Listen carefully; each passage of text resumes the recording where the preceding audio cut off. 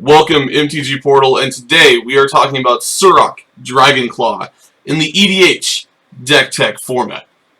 I hope you guys enjoy. Stay tuned, let's dive into this deck tech.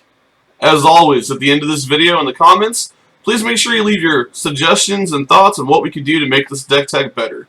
Here we go. Starting out with Mana Ramp. Our Mana Ramp in this deck is pretty universal. We have cards such as Soul Ring, Great Enabler, following by Chromatic Lantern to make sure that we can fix the mana and the correct color usage. We've got cards like Gilded Lotus for direct mana. We're also comboing colorless mana like THRAN DYNAMO. And last but not least, we do have Mana Vaults. Next up, we're going to talk about our enchantments that we run in this deck, which are the following.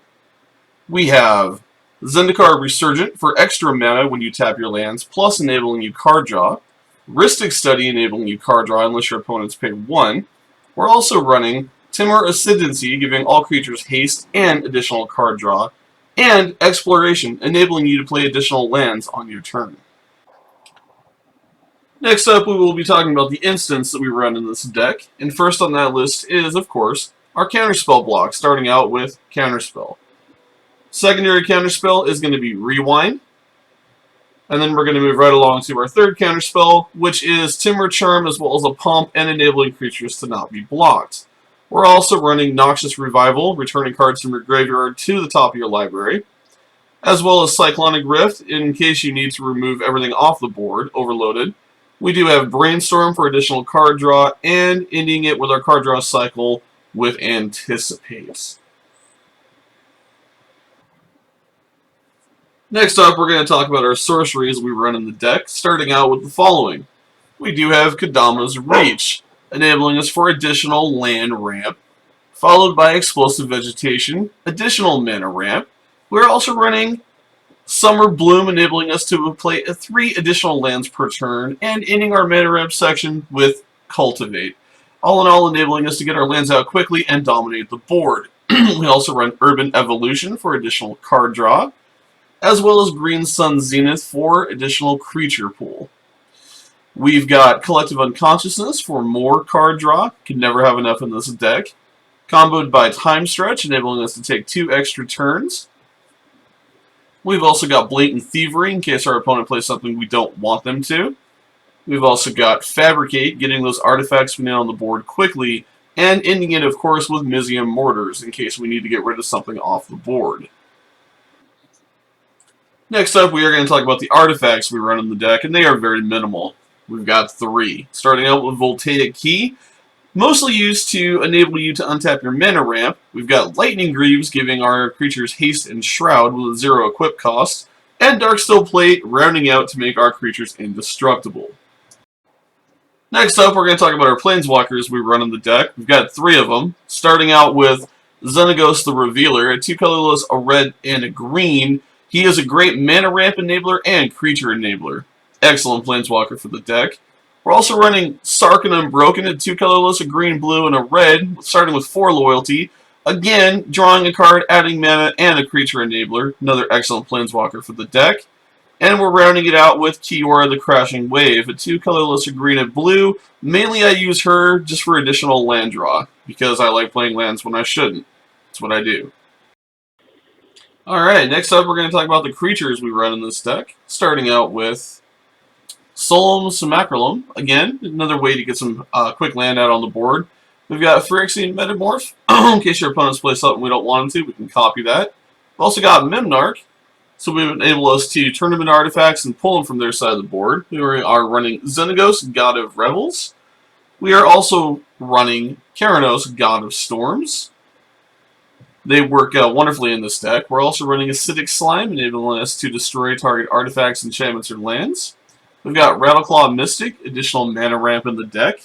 Plus it triggers Azuri, who we'll talk about soon. We've got SAKURA-TRIBE Elder, another mana ramp ability, also enabling Azuri. We've got Eternal Witness, returning cards from our graveyard to our hand. Birds of Paradise for additional mana ramp and triggering Azuri. We've got Terestodon, able to knock out permanents and get some a nice 9/9 on the board. We've got Main Gorger Hydra, Another quick way to ramp a creature, we've got Elvish Mystic, more mana ramp in the deck. We are running Genesis Hydra, another great way to pull creatures from your deck on the board, plus pump him. Whisper of the Wilds, additional mana ramp. We've also got Forgotten Ancient, another great way to get him out quick, plus trigger Uzuri. We've got Undergrowth Champion, wonderful with landfall and triggering Uzuri. We are also rocking Clever Impersonator, in case I pull something else out we don't like, we can copy that. Aeromancer, returning cards from our graveyard to our hand, so a little bit more recursion. We do have Arcanus the Omnipotent for additional card draw. We are running Sphinx of Athun for additional card draw, and a nice 5/6 beat stick for your opponents to deal with.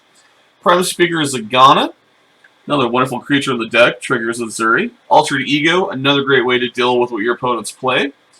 We've also got a Mystic Snake, duels as a quick cast with Flash, Counterspell, and triggering Uzuri. Coiling Oracle, enabling us to get additional lands on the board. DACK'S Duplicate, also enabling us to deal with what our opponents play. We've got Tygon Predator, another quick one to destroy things on the board, also enabling Uzuri. And then, of course, we have Uzuri Claw of Progress. We are also rocking Cold-Eyed Silky, another great way to draw some cards. Kasido Arashi Archmage, also triggering Uzuri. And finishing it out with Infernal Tide, another big beast for your opponents to deal with. And last but not least, let's go over the lands in Surrak Dragonclaw. Starting out with our basic lands. We run 4 basic forests. We do have 3 basic islands. And, of course, we do have 3 basic mountains. Now, moving out of our basic lands, we go into our non-basic, excuse me, which is our Frontier Bovek, starting us out. Enabling us for green, blue, or red. We also have our Command Tower. Absolute staple in the deck, along with Command Beacon, both of which are E.D.H staples. Going into our Scrylands, we have Temple of Mystery. We also have Temple of Abandon. And our last Scryland is going to be Temple of Epiphany. Moving out of Scrylands, and now going into life gain, we have Thornwood Falls, adding green or blue and gaining 1 life. Swiftwater Cliffs, adding blue or red and gaining 1 life. And of course we do have Rugged Highlands, red or green and gaining 1 life. We are running Rootbound Crag, which is adding red or green to your mana pool. We do have Hinterland Harbor, which is adding green or blue to your mana pool. We do have Game Trail, adding red or green to your mana pool. Sulphur Falls, adding blue or red. Yavimaya Coast, adding green and blue, and also colorless. As well as Wandering Firmoil, adding red and blue, which also doubles as a creature, which is nice. We have Lumbering Falls, adding green or blue, and also adding the ability to be a creature. We have Cinderglade at red or green.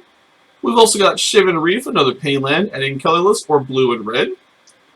We've got Reliquary Tower for colorless and no maximum hand size. Evolving Wilds, sacking this to get your basic lands you need out quickly. Also running Terramorphic Expanse for that exact same reason. We do have City of Brass, just to help with mana fixing. Gruul Guildgate, adding red or blue. We also have Simic Guildgate, adding green or blue. And last but not least, we do have Woodland Stream, which you can substitute for Cephalid Coliseum if you would like to. Thank you guys at MTG Portal for watching another wonderful deck tech right here on our EDH format deck lists. This has been Surrak Dragonclaw. If you have any suggestions, comments, or ideas on how to make this deck tech better, do me a favor and leave those down below in the comments section. As always, if you haven't subscribed to MTG Portal, I have no clue what you're waiting for. Smash the subscribe button, like this video, it helps out more than you know. If you haven't joined us on Facebook, we got links down below for that as well. Also, we have a link to our Facebook blogs page, which you can immediately hop right to and start posting on. If you haven't followed us on Twitter, please click that link down below. And if you'd like to get involved in our Patreon Rewards program, where you can have the chance of winning yourself some booster packs, I highly advise you check out that link that's down below as well. Thank you guys for supporting us. Thank you for being a part of MTG Portal and watching the content that we produce. I hope you guys enjoyed the Surrak Dragonclaw deck tech. I hope it helps you build a deck that dominates your local game stores and gaming community. And as always, you've seen it right here at MTG Portal. If you have any other questions, comments, or concerns, leave them down below. Also, if you didn't like this video for whatever reason, leave a post down below so we know what we can do better. And as always, we'll talk to you guys soon. Thanks for watching. Thank you for subscribing. Thank you guys for being the awesome gaming community that you are. And look forward to more deck techs coming from MTG Portal here soon. Take care, guys.